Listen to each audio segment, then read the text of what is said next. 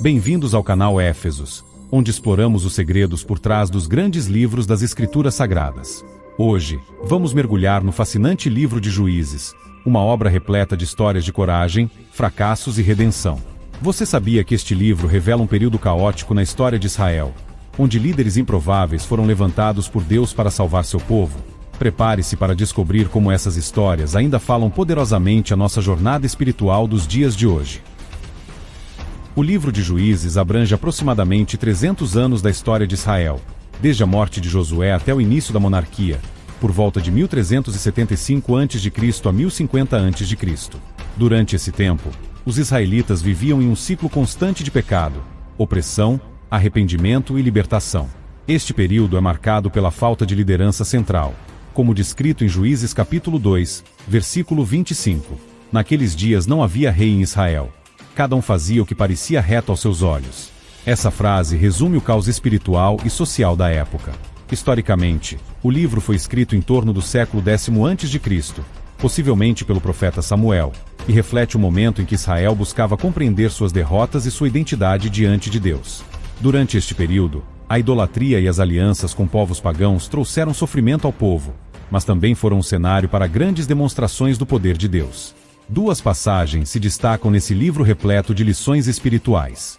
Descrito entre Juízes do capítulo 13 ao 16, somos apresentados a intrigante história de Sansão, que é um dos personagens mais marcantes do livro de Juízes, conhecido por sua força extraordinária dada por Deus. Desde antes de seu nascimento, Deus planejou seu papel como nazireu, alguém consagrado ao Senhor, com a missão de libertar Israel dos filisteus. A vida de Sansão é um reflexo da tensão entre o potencial humano e as fraquezas espirituais.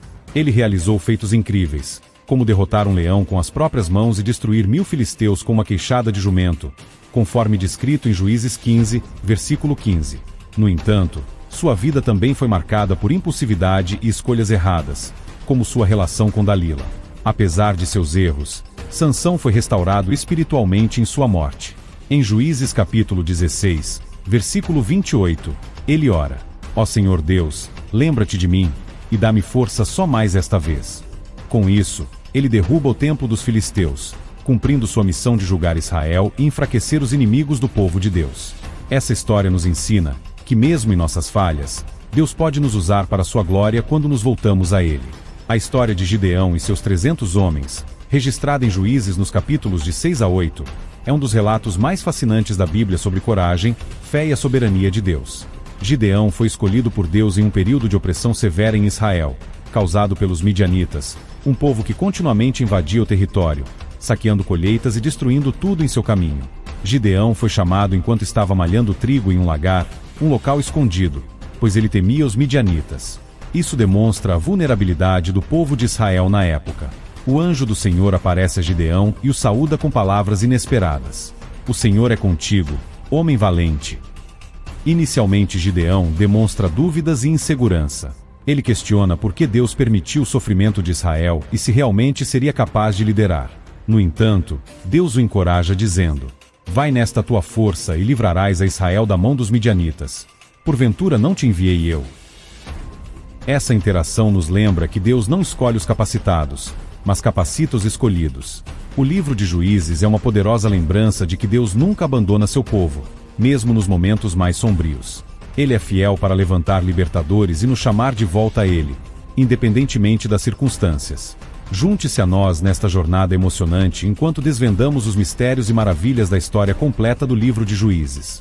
Se você é curioso sobre profecias, histórias antigas e mensagens atemporais, este vídeo é para você.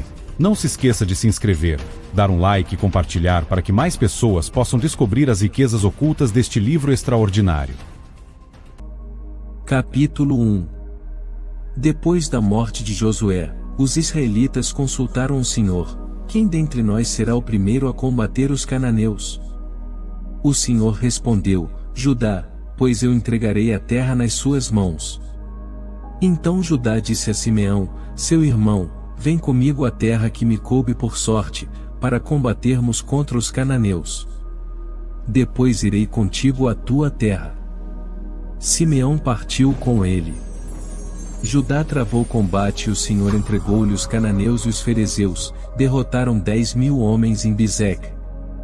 Ali encontraram Adoni-Bezeque, atacaram-no e derrotaram os cananeus e os ferezeus. Adoni-Bezeque fugiu, mas eles o perseguiram, prenderam-no e cortaram-lhe os polegares das mãos e os áluques dos pés. Adoni-Bezeque disse: 70 reis, com os polegares das mãos e os áluques dos pés cortados, apanhavam debaixo de minha mesa os sobejos da comida. Como eu fiz, assim Deus me faz. E conduziram-no a Jerusalém, onde morreu. Os juditas atacaram Jerusalém e tomaram-na. Passaram os seus habitantes ao fio da espada e incendiaram a cidade. Desceram dali e combateram os cananeus das montanhas, do meio-dia e da planície. Judá marchou contra os cananeus de Hebrom, chamada antigamente Cariarbé, e derrotou Sesai, Aimã e Tolmai. Marchou depois contra os habitantes de Dabir, que antigamente se chamava Cariate-Sefer. Calebe tinha dito: aquele que combater e tomar Cariate-Sefer darei por mulher minha filha Acha. Otoniel, filho de Cenez, irmão mais novo de Calebe, tomou a cidade e Calebe deu-lhe sua filha Acha por mulher. Chegando Acha à casa de seu marido, ele moveu-a que pedisse um campo ao seu pai. E pela segunda vez ela saltou de seu jumento, e Calebe disse-lhe: Que tens? Dá-me, respondeu ela, um presente. Instalaste-me em uma terra árida, dá-me também fontes de água, e Calebe deu-lhe as fontes superiores e inferiores. Os filhos de Obab, o quinita, cunhado de Moisés, subiram da cidade das palmeiras com os juditas, no deserto de Judá, ao sul de Arar, e vieram estabelecer-se com o povo. Judá prosseguiu sua marcha com Simeão, seu irmão, e derrotaram os cananeus de Sefaat. Votaram a cidade ao interdito e ela recebeu o nome de Orma. Judá tomou também Gaza e seu território, bem como Ascalon e Acaron, com seus territórios. O Senhor estava com Judá, e ele conquistou a montanha, porém não pôde despojar os habitantes da planície que possuíam carros de ferro. Conforme o que Moisés tinha dito, deram Hebrom a Calebe, que expulsou dela os 3 filhos de Enaque. Os benjaminitas não exterminaram os jebuseus de Jerusalém, por isso, os jebuseus habitaram em Jerusalém com os benjaminitas até o presente. A família de José marchou também contra Betel, e o Senhor esteve com eles. E quando exploravam Betel, que antes se chamava Luz, viram um homem que saía da cidade, e disseram-lhe: Mostra-nos por onde se pode entrar na cidade e usaremos de misericórdia contigo. Ele indicou-lhes a entrada, e passaram a localidade ao fio da espada, poupando porém, aquele homem com a sua família. Este emigrou para a terra dos Iteus, onde construiu uma cidade, a qual pôs o nome de Luz, nome que ela conserva ainda hoje. Manassés não expulsou os habitantes de Betsã com suas aldeias, nem os de Tanaque, de Dor, de Geblaão, de Magedo, com suas aldeias, porque os cananeus estavam decididos a ocupar essa terra. Quando se tornaram mais fortes, os israelitas fizeram-nos tributários, mas não os despojaram. Efraim não expulsou os cananeus de Gezer, os quais continuaram a habitar em Gezer, no meio de Efraim. Zabulon não expulsou os habitantes de Sétron, nem os de Naalol, e os cananeus continuaram a habitar no meio de Zabulon, embora sujeitos ao tributo. Asser não expulsou os habitantes de Aco, nem os de Sidom, nem os de Alabe, de Acazib, de Elba, de Afec, e de Roob. Os filhos de Asser estabeleceram-se entre os cananeus, habitantes daquela terra, não os despojaram. Neftali não expulsou os habitantes de Bet-Sames, nem os de Bet-Anate, e estabeleceu-se entre os cananeus, habitantes daquela terra, os betsamitas e os betanitas ficaram-lhe tributários. Os amorreus repeliram os danitas para a montanha, e não os deixaram descer para a planície. Persistiram em ficar em Hararés, em Ajalon e em Salebim, mas a mão da casa de José prevaleceu sobre eles e tiveram de pagar o tributo. O território dos amorreus estendia-se desde a costa de Acrabim e de Sela, para o norte.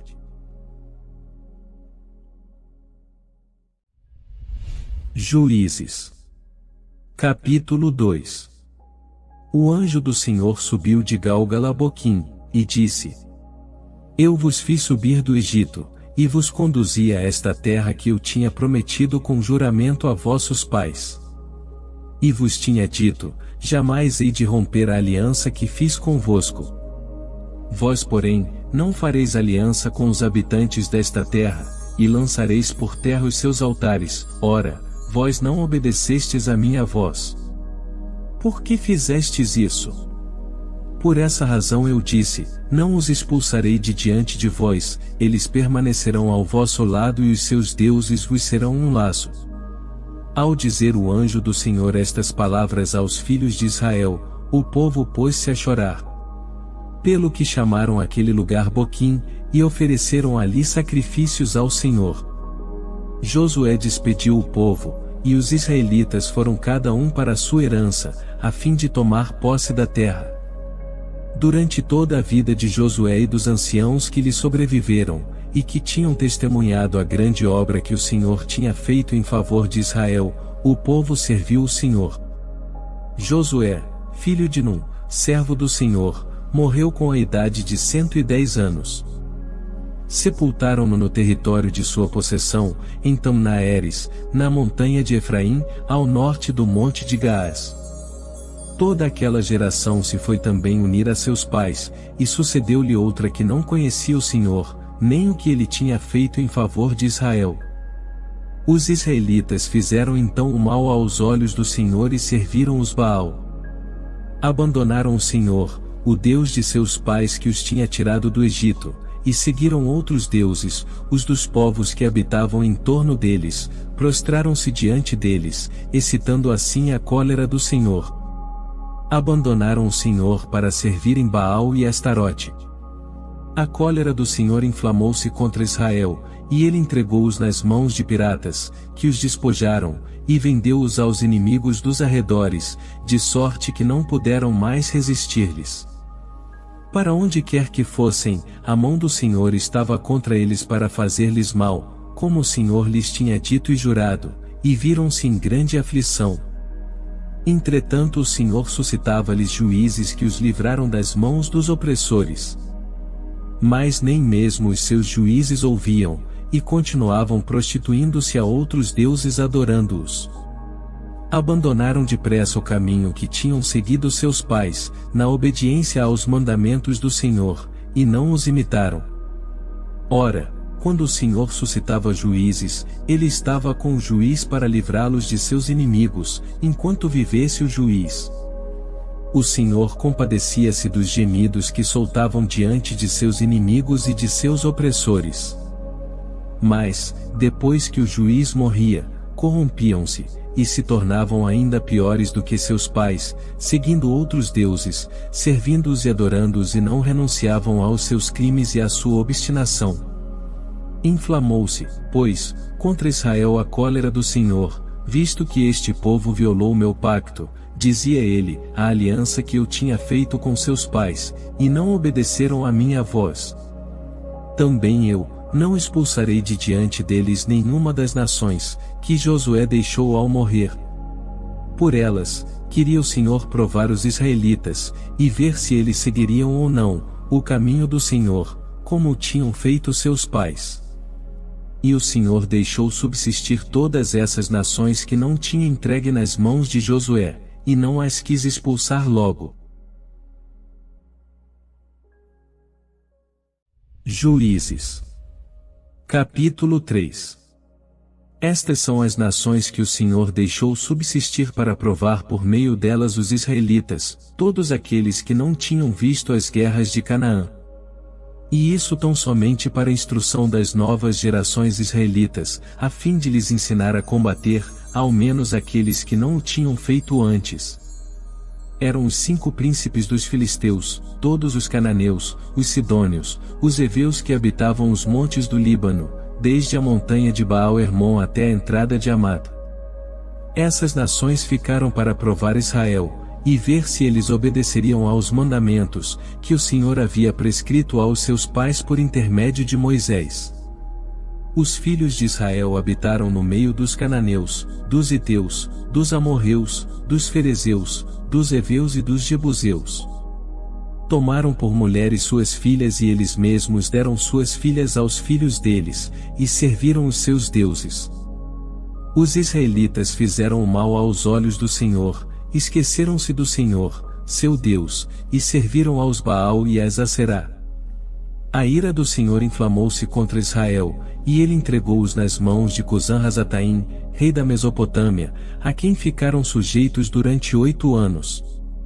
Os israelitas clamaram ao Senhor, que lhes suscitou um libertador para salvá-los, Otoniel, filho de Cenez, irmão mais novo de Calebe. O Espírito do Senhor desceu sobre ele julgou Israel e saiu para a guerra. O Senhor entregou-lhe Cusã-Rasataim, rei da Mesopotâmia, e sua mão triunfou sobre ele. A terra teve 40 anos de descanso, e Otoniel, filho de Cenez, morreu. Os israelitas fizeram de novo o mal aos olhos do Senhor, e o Senhor excitou contra eles Eglon, rei de Moabe, porque tinham feito o mal aos seus olhos. Eglon aliou-se aos filhos de Amon e de Amaleque, e pôs-se em marcha contra Israel, derrotou-o e apoderou-se da cidade das palmeiras. E os israelitas estiveram sujeitos a Eglon, rei de Moabe, por 18 anos. Os filhos de Israel clamaram ao Senhor, que lhe suscitou um libertador na pessoa de Aode, o canhoto, filho de Gera, benjaminita. Os filhos de Israel mandaram por meio dele um presente a Eglon, rei de Moabe. Aode mandou fazer para si uma espada de 2 gumes, de 1 côvado de comprimento, e a levava debaixo de suas vestes, apoiada na coxa direita. Ele veio e ofereceu o presente a Eglon, rei de Moabe, que era muito gordo. Terminada a cerimônia, levou os homens que tinham trazido o presente até as estelas próximas de Gálgala. Voltou ao rei e disse-lhe: Senhor, tenho uma palavra a dizer-te. Silêncio, ordenou o rei, e todos os seus familiares se retiraram. Aode entrou. O rei estava assentado, só, no seu quarto de verão. Tenho a dizer-te uma palavra da parte do Senhor, disse Aode. O rei levantou-se do seu trono. E logo tomou Aode com a mão esquerda a espada que trazia na coxa direita, e mergulhou-lhe no ventre com tanta força, que o próprio cabo entrou após a lâmina, e ficou coberto pela muita gordura. E não retirou do ventre sua espada, cuja lâmina saía por detrás.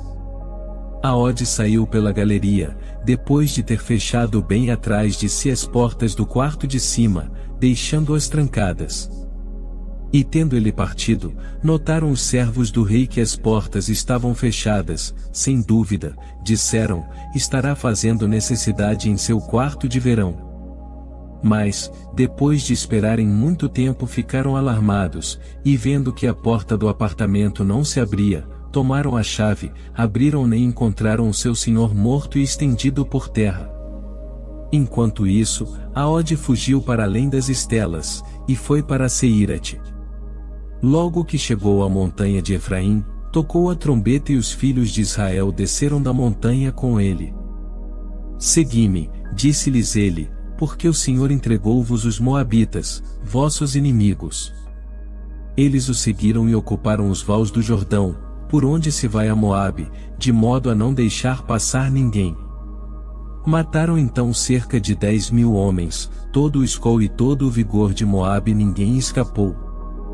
Naquele dia foi Moabe humilhado sob a mão de Israel. E a terra teve um descanso de 80 anos.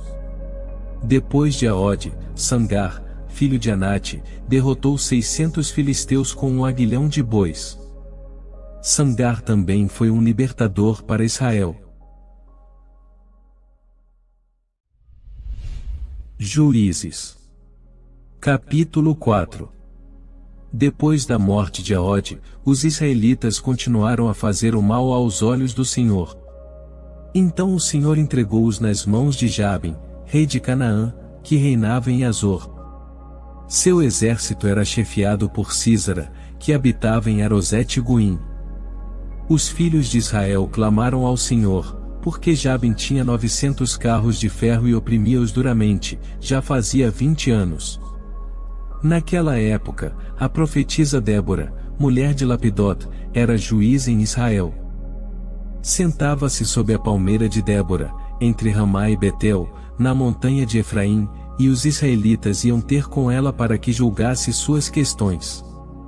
Ela mandou chamar Baraque, filho de Abinoém, de Sedes em Neftali, e disse-lhe: Eis o que te ordena o Senhor, Deus de Israel. Vai ao monte Tabor, toma contigo 10.000 homens dos filhos de Neftali e de Zabulon.